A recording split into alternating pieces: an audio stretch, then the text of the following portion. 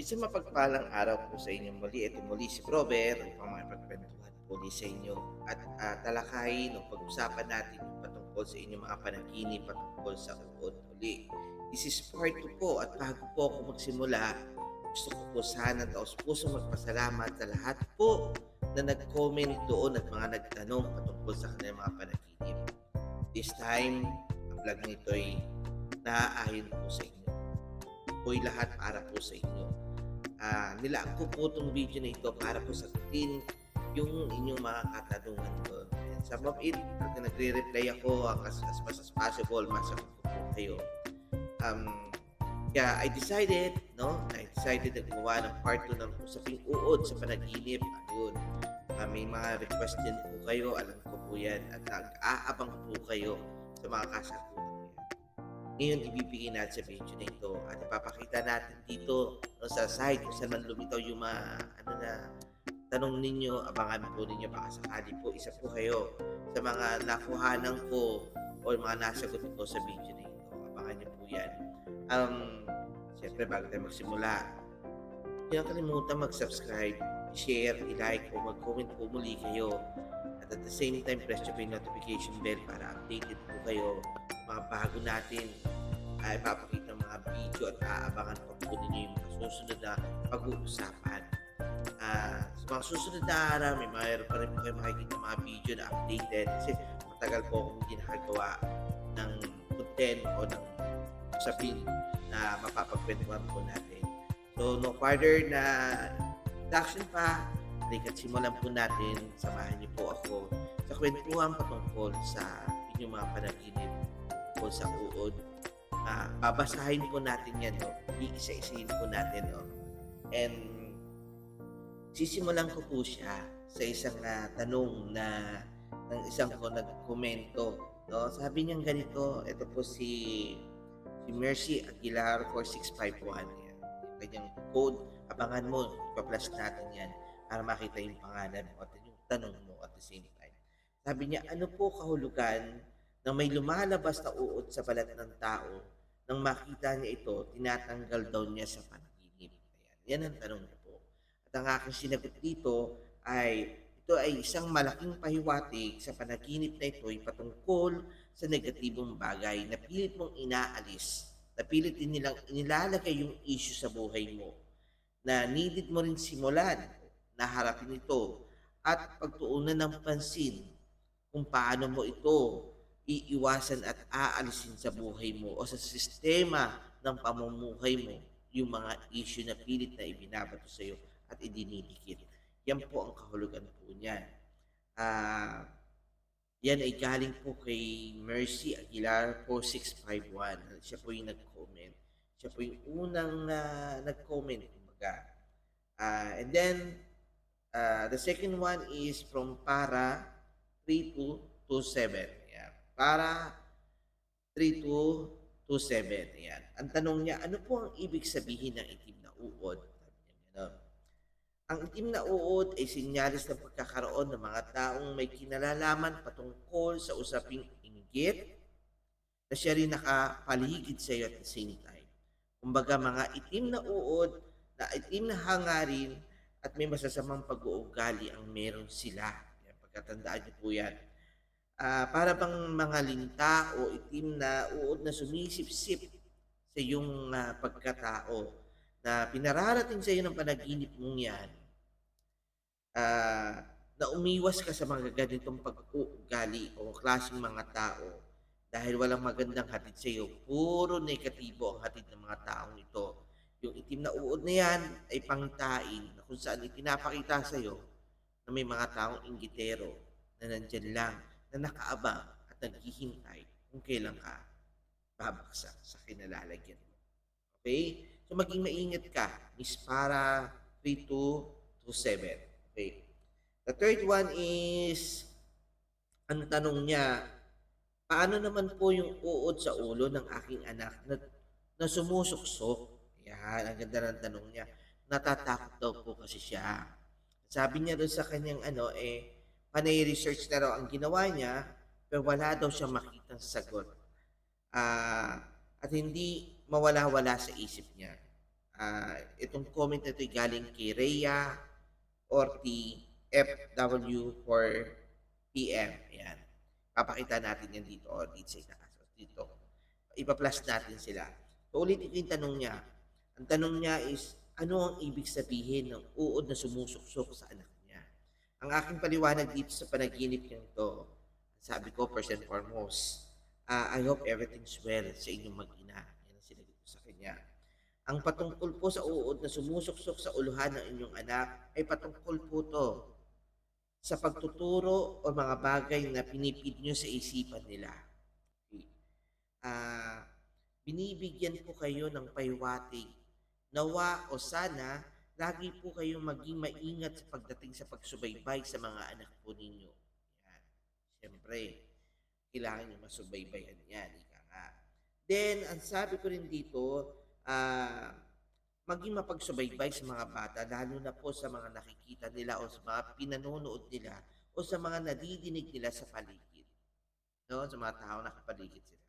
Kumbaga, kung ano po yung naituturo din po ninyo at the same time, bilang ibang tao, pati po sa inyo, lalo na po kayo bilang magulang. Maging maingat, no? Maging maingat, no, sa mga asal na ibinabahagi natin sa mga bata.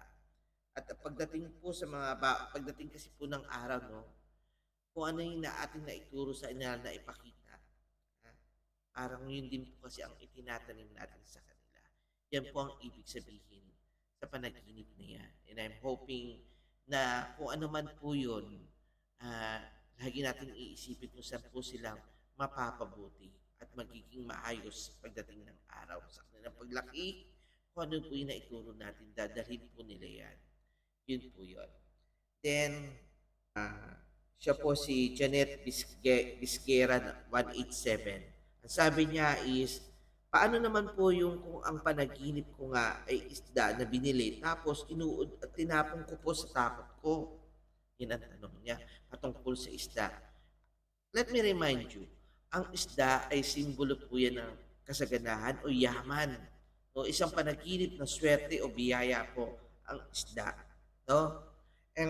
Ang patungkol naman dito sa panaginip na yung isda inuud po, ito po yung sagot ko sa kanya kay Janet Vizcara 187. Ang sagot ko, ang kahulugan po niyan ay isang paalala po sa inyo kung anong meron kayo na blessing sa buhay na nauudlot o hindi natutuloy ay sana mapa sa inyo.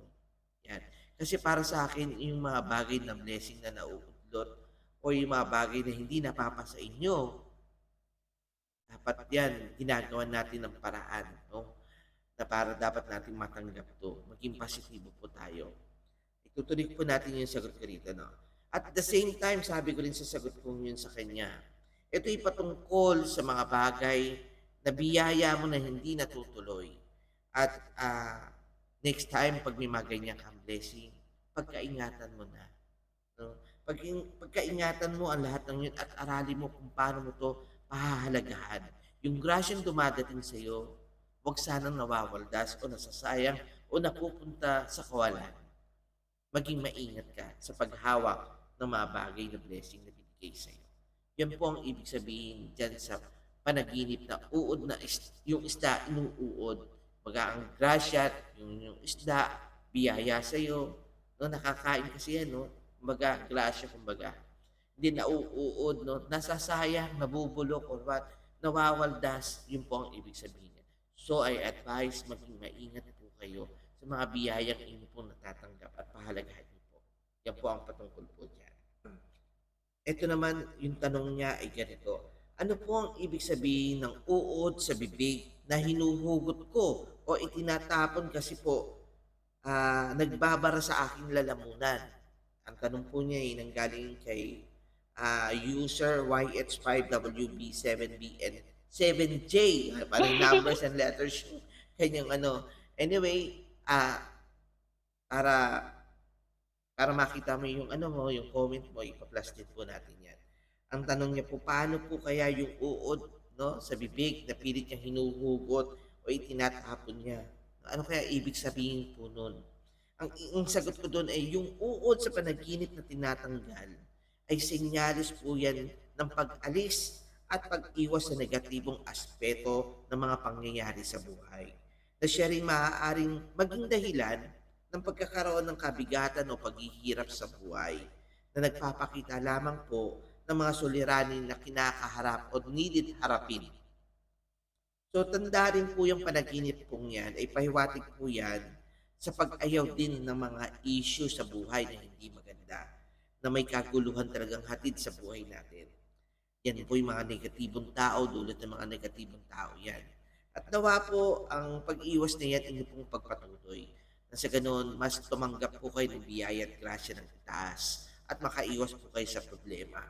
Yan po ang magandang panaginip pong yan na tinuturo po sa inyo kung ano po yung dapat yung gawin na umiwas po kayo sa mga hindi magandang sistema ng pamumuhay o mga negatibong tao. Yung mga toxic na tao, iwasan po ninyo.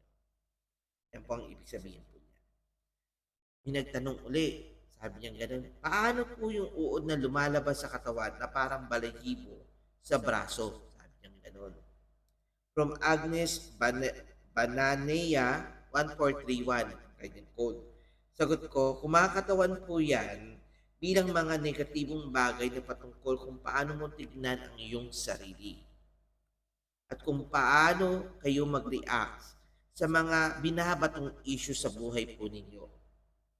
Yan ay pinapahiwatig po sa inyo ng panaginip pong yan at patungkol po yan sa self-awareness po ninyo kung paano nyo tignan ang sarili nyo o yung mga pagsubok na dumarating sa buhay po ninyo at kung paano po kayo mag-response sa mga insecurities o sa mga pag-self-doubt nyo sa mga kaganapan na nangyayari sa inyong mga sarili, ganun din sa ibang tao. So maging maingat po. Pag nagkakaroon ka ng mga ganyan self-doubt, mga insecurities, let me remind you po, ang paghihirap mo sa buhay, for sure, meron pang mas naghihirap na may sitwasyon na mas nahihirapan pa. So, huwag mong laging titignan yung sitwasyon mo na isang bagay na pangit o pahirap. Tignan mo to sa positibong bagay. Pagdating ng araw, si God, may perfect timing sa iyo. For sure, ilalagay ka niya sa ikabubuti mo at ikakaayos mo. Just have faith, trust mo yung process na pinagdadaanan mo, maging matatag ka sa kinakaharap mong sitwasyon. Darating ang araw, mapapabuti ka rin at magiging maayos ka. Yan ang sagot ko sa tanong mo niya. And I hope napakinggan din ng iba o yung mga nanonood yung sitwasyon na ito. Kasi may mga aral sa buhay, yung mga ibinibigay ko sagot sa inyo. Kung titignan mo, kung aaralin mo, pwede mo itong gamitin sa bawat araw. No? Pwede magbago buhay mo sa pagkakaroon ng positibong pananaw. And yun naman ang hagad ng vlog na ito yung mapabuti po kayo at mapaayos po kayo. Yung mga iniisip nyo maging at paano maging mainam po. No? Makakatulong po sa inyo po. Then meron pa, may mga, ito maganda po ito. Ano po yung pagkagat mo sa prutas, sabay na may puting uod na bumungad na gumagalaw pa. Yan. Kumain daw siya ng prutas. Pagkain niya ng prutas, nagulat siya may uod na gumagalaw pa. Tignan natin ito sa aspetong positibo at sa negatibo, no? Maganda to magandang halimbawa to. Kasi I do believe, ang prutas na inuuod, magandang klase somehow. Kumbaga, may pahiwatig somehow itong panaginip na ito na maging maingat ka rin sa buhay mo. Kasi hindi mo alam kung sino yung mga nasa paligid mo. Napilit kang sisirain dahil maganda ang sistema mo. No? Kaya may mga, mga inggit-inggit, maging maingat. No? Ang sagot ko rin dito ay, ang isang prutas o kahit anong klaseng bunga na prutas sa panaginip ay simbolo po ito ng resultang pinagpaguran mo. Okay? Na dapat mong pangalagaan at dapat mong pahalagahan at huwag sayangin. Kagaya na lamang sa panaginip nito na siya ring pinararating sa inyo na ang bawat hirap at pinagpaguran nyo ay bigyan ng importansya lagi at huwag hayaan na masira lamang ng ibang tao, referring po siya sa uod. Okay? O kayo mismo, o kahit kayo mismo, maaari kayo rin ang gumawa ng pagkakamali para bumagsak ang sitwasyon nyo o yung status nyo sa buhay o masira po kayo. So maging maingat din po kayo. Kahit kayo mismo, sarili nyo, dapat doble ingat din po. Yan ang payo ko po sa inyo. At ako ano man po yung lesson ninyo, para po sa inyo yan. Kaya pagka ingatan nyo po at pahalagahan nyo po. Yung tanong na po yan ay galing kay Claire Paul 7373. Ayan. Good luck sa inyo po, no? Good luck po sa inyo. Ito pa po. Marami po ito eh. Napakarami po ng mga tanong. No? Magandang hapon po, sir. Ano po yung kahulugan na nanaginip po ako na binubunot ko daw po sa mata ko? Yung uod sa kaliwang mata, no? Sabi niya gano'n. Kulay puti. Sana po mapansin niyo po itong tanong ko. Tanong niya ay patungkol dun sa uod sa mata na kulay puti na inaalis niya. Ang sagot ko ay ang panaginip na ito'y patungkol sa mga bagay-bagay na yung mga nakikita. Mali, mga bagay na maling nakikita mo o mga pangyayaring sa buhay mo at sa iba na hindi umaayon sa iyong kagustuhan. Gawa ng mga kamalian. Ang pagbunot naman ay patungkol sa pag-alis ng mga bagay na ito, mga bagay na hatid na hindi magandang isyo pangyayari sa iyong buhay na may kinalalaman. Kumbaga, yung pag-alis mo ng mga uod sa mata mo. Actually ako para sa akin, good ano yan eh. Magandang pahiwati kasi meron kang initiative sa sarili mo na alisin, no? Yung mga hindi magagandang bagay na nangyayari sa iyo o yung mga nakikita mo o pag-iwas. Good things po yan. Gusto ko siyang tignan sa positibong pananaw, no? Ganun pa man, siyempre, dapat natin piliin. Sabi ko nga doon sa sagot ko rin sa kanya, piliin mo ang tamang sitwasyon at sagot para maiwasan mo ang mga maling gawaing nakikita mo. Yan. At yung mga mata, no? Yung mga mata mo, maging mapagmasid, no? At nang sa ganun, malaman mo ano talaga dapat yung alisin. Yung mga pangit na pangyayari o yung mga may masasamang ugali, yan yun. Yan yung mga dapat mo unti-unting alisin sa sistema ng buhay mo. And syempre, sa positive side naman, yung sitwasyon mo, piliin mo. Kumbaga yan, na maging mapabuti ka doon ka sa sitwasyon kung saan ka magiging mas maayos.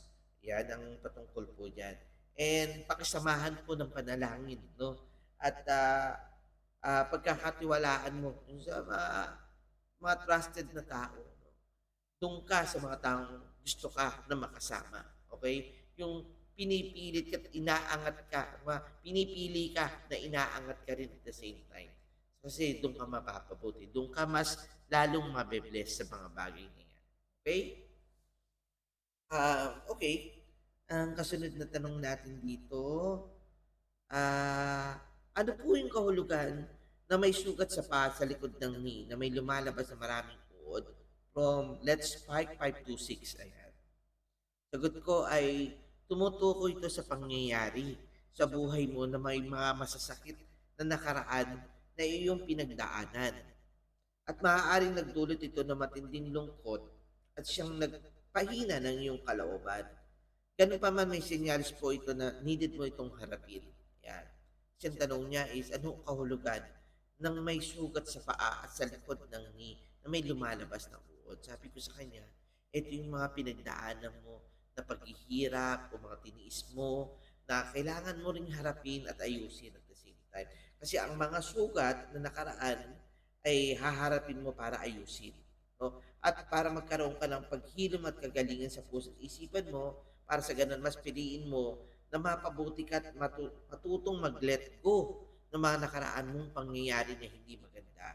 Yan ang isa sa mga pinakamagandang paraan, no? Para magkaroon ka sa iyong kalooban ng kapayapaan sa iyong isipan, sa iyong puso, magkaroon ka ng kapayapaan. Dahil importante na may peace of mind ka. No? Kasi doon pa lang mababawasan ang stress mo, mababawasan yung mga iniisip na kung ano-ano. So, yun po ang sagot ko sa kanya. And sabi ko, more blessing to come sa iyo. Okay. Dito, sa isa pang tanong mula kay Albert Vloggers, ayan nakalagay, from Albert Vloggers, na naginip po ako ng uod na puti na marami, tapos kinain ko, pinalaman sa tinapay. Sabi niyang gano'n. Pinalaman niya daw yung sa tinapay, yung mga uod 'no, at kinain niya. Ayan, ang sagot ko rito, di ko alam kung seryoso siya rito sa tanong niya or what. Pero sagutin natin 'to, ang sagot ko sa kanya, ang kahulugan po ng pagkain ng uod sa panaginip po ay tumutukoy at pinararating sa'yo na hindi lahat ng bagay na nasasabi sa'yo o mga nadidinig mo rin, eh, dapat mong pakinggan o tanggapin na lamang, 'no? Yan ang isang paalala sa'yo na maging, salain, kumbaga salain mo, piliin mo, 'no, yung mga bagay na ano yung nilalagay mo sa sarili mo, sa isip mo, sa puso mo.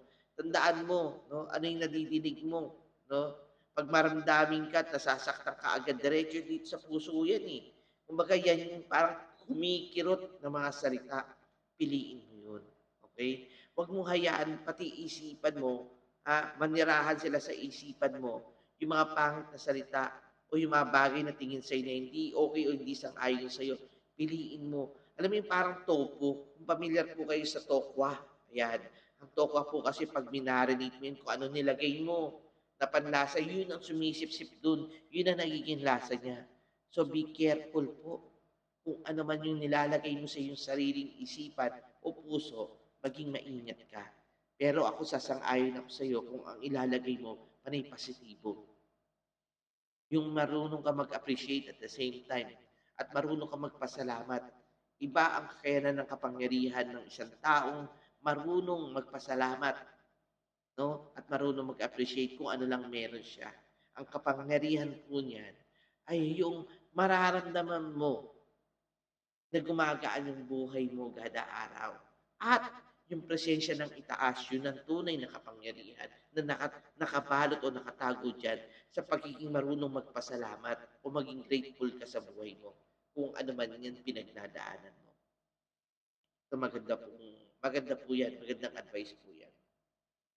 So anyway, sabi ko nga sa kanya rin, sasagot ko rin at the same time. Sabi ko ganun, aralin at iwasan yung mga negatibong bagay dahil una sa lahat, hindi ito kanais-nais o dapat sikmurain na lamang, 'no? Lalo na kung ito ay patungkol sa personal mong buhay, ayan. Hindi rin ito dapat bigyan ng importansya at pakinggan dahil sa totoo lang, wala itong halaga ang mga negatibong salita. Gamitin mo ito bilang lakas mo sa pamamagitan ng positibong pananaw at manatili kang mahalin ang sarili mo. God bless po. Ayan ang sabi ko sa kanya. Kay Albert's Vlogger. Ayan. Okay, ito pa. Napunta po ako sa vlog na ito dahil naghahanap ako ng kahulugan. Sabi niya gano'n. Patungkol sa uod na puti sa panaginip. Napakaraming uod po. Ngunit iilan-ilan lang ang mga gumagapang sa aking higaan. Muntikan na nga po akong magising dahil akala ko ay totoo. From Inday Jenny Vlog 9703. Ayan, tignan mo yung name mo, at saka yung comment mo, 'no? At sabi ko rin sa kanya, ang sagot ko, ang pahiwatig ng panaginip patungkol dito ay tumutukoy sa mga tao o bagay na dumarating sa buhay mo. Tinuturo sa iyo na dapat alam mo kung sino at kung anong sitwasyon ang dapat mong harapin at iwasan. Tumutukoy din po ito sa salitang pagtitiwala, pinapahiwatig ng panaginip mo na hindi lahat ng taong nakakasama mo, ayan, hindi lahat ng taong nakakasama mo at nalalapit sa iyo ay dapat mong lubusan pagkatiwalaan. Kumbaga may mga pagkakataon din na hinihingi sa iyo na dapat mong salain at piliin yung mga taong nakakasama mo o yung mga karapat-dapat na pagkatiwalaan. Yan po ang ibig sabihin po dyan sa mga uod na gumagapang papalapit sa iyo. Okay? Yan ang napakaganda rin po ng message po yan, no? Na naginip daw siya, ah, na yung uod nandun sa kanyang underwear, no? Yan ay patungkol po yan sa iyong kalusugan, no? Maging maingat ka rin, pagdating sa mga infeksyon, sa pag-ihi mo rin, at the same time, sa nararamdaman mo sa lower part mo, yan ang ibig sabihin niyan. Ang senyalis po kasi niyan ay isang pahiwatig kumbaga na pagdating sa kalusugan or sa sakit, maging mataas ang awareness mo, 'no? Huwag mong babaliwalain ang kahulugan po niyan.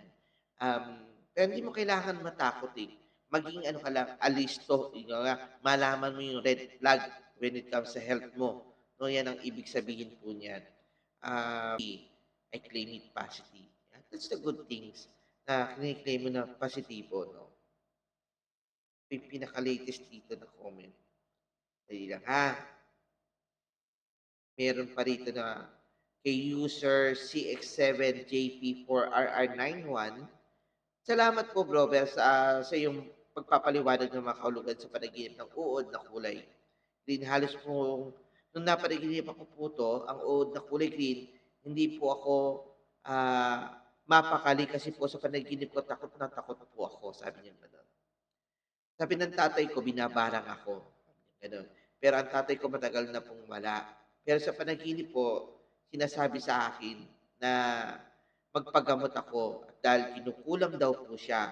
Kasi yung uod pumasok sa braso ko at puno na ang braso ko ng uod, pero nasa loob siya. Kaya grabe ang takot ko, sabi nung isang nag-comment. And ginising ako nung anak ko, sabi niya gano'n. Nagdasal ako pagkagising ko po no'n, nag-research ako sa YouTube para malaman ko kung ano po ibig sabihin ng panaginip ko tungkol sa green na uod. At pumasok po talaga sa loob ng braso ko yung yung uod na yun at dumami sa loob ng braso ko. Salamat po't naliwanagan po ko sa inyong paliwanag. Salamat po and God bless po sa inyo. Yan. Ang sabi ko kasi sa kanya rito, sinagot ko po siya na tignan niya sa maganda at positibo ang uod na green. Kasi ang uod na green ay isang senyalis po ng kasaganahan, 'no? Tama po kayo, sa positibong pananaw po 'yan. Ang green po ay sumisimbolo po ng maayos na pamumuhay na ang blessing ay duktong-duktong o sunod-sunod o patong-patong. Kumbaga, napakaganda po ng panaginip na uod na green na kulay berde kumbaga. Yan ay biyaya at grasya, 'no? Either sa kalikasan or galing sa itaas or whatever it is, yan, Wow! lagi mong titignan sa positibo na tulong na pangpinansyal o biyayang grasya na ihahatid sa buhay mo. Kaya pangalagaan mo 'pag dumating yung swerte na yan, okey? Okay, 3 hours ago.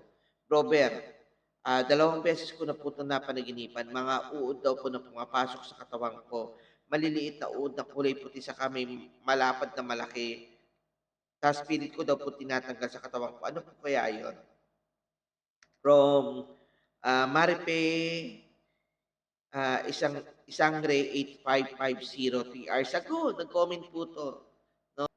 Yan ay titignan natin sa positibong pananaw. As I said sa mga nauna kong sinabi, ang pag-alis po ng mga uod sa katawan sa panaginip ay tanda po yan ng paglaban sa negatibong aspeto ng buhay na binabato po sa inyo na hinaharap po ninyo. Kumbaga, ano man yung idinidikit sa inyo ay pinapasok sa katawan nyo na pangit na mga salita o pangit na gawain ng ibang tao, tinatanggal nyo at inaayawan po ninyo. That's a good sign po.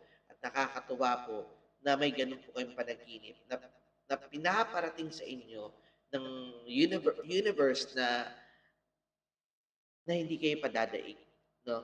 At kayo'y lumalaban sa hamon ng buhay at sa mga taong nagtatangkang may gawin sa inyong hindi maganda. Babasahin po ito, no? Magandang umaga po. Nanood po ako ng vlog po ninyo.